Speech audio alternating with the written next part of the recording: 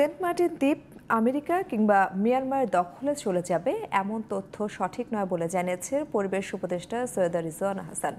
সোমবার সংবাদ সম্মেলনে তিনি আরও বলেন, সেন্ট মার্টিনে যেতে পর্যটকদের যাতায়াত সীমিত, ভ্রমণের আগে নিবন্ধন, রাত্রিযাপন নিষিদ্ধ সহ বেশ কিছু সিদ্ধান্ত আগের সরকারের। অংশীজনদের সাথে আলোচনা করে এসব সিদ্ধান্ত ধাপে ধাপে বাস্তবায়ন করা হবে বলে জানিয়েছেন পরিবেশ উপদেষ্টা। বিস্তারিত জানাচ্ছেন আহমেদ অনিক। সোমবার সচিবালয়ে সেন্ট মার্টিন দ্বীপ সিঙ্গেল ইউজ প্লাস্টিক মুক্ত এবং পরিবেশ বান্ধব পর্যটন ব্যবস্থা নিয়ে সংবাদ সম্মেলন করেন পরিবেশ, বন এবং জলবায়ু পরিবর্তন মন্ত্রণালয়ের উপদেষ্টা।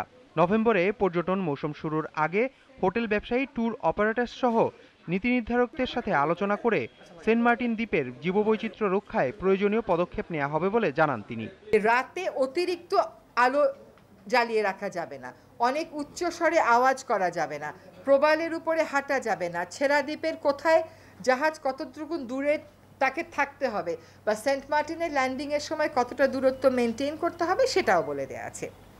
এইটা কিন্তু গেজেট নোটিফাইড হয়েছে 2023 সালে, কিন্তু এগুলোর একটাও আসলে আমাদের বাস্তবায়িত হয়নি। সিঙ্গেল ইউজ প্লাস্টিক মুক্তকরণের কাজটা শুরু হবে, কিন্তু পর্যটনের ব্যাপারে আমরা কি করব, সকল স্টেক হোল্ডারদের সাথে কথা না বলে আমরা কোনো সিদ্ধান্ত আপনাদেরকে এখন দিতে পারছি না। সেন্ট মার্টিন দ্বীপের দখল নিয়ে নানা মহলে ওঠা প্রশ্নের জবাবও দেন পরিবেশ উপদেষ্টা। সেন্ট মার্টিনে মিয়ানমারের যারা আমি তারাও কৌশলে এসেছেন, কেউ কেউ বলছে কুকি চীনের কেউ কেউ এসেছেন, কেউ কেউ বলছে আমেরিকান নৌবহর এসছে। প্রকৃত অবস্থা আসলে কি আপনারা? আমার কাছে এরকম কোনো তথ্য আসেনি। হোটেল মোটেল মালিকদের সাথে যখন কথা হয় এরকম কোনো কথা ওনারা বলেননি। দেখি আজকে ওনারা এরকম কোনো কথা বলেন কিনা। আমাদের তো প্রিজাম্পশন এজাম্পশনের কোনো শেষ নাই। ভবিষ্যৎ প্রজন্মের জন্য সেন্ট মার্টিন দ্বীপ বাঁচিয়ে রাখতে হলে পরিকল্পনা বাস্তবায়ন করতে হবে বলে জানান সৈয়দা রিজওয়ানা হাসান।